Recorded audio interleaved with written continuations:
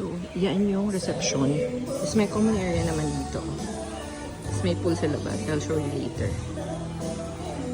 Kainan, tapos may water dispenser. So, yan yung entrance. May koi fish. And then, may tambayan.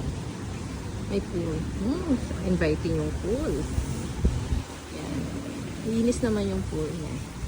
Okay. Room tour.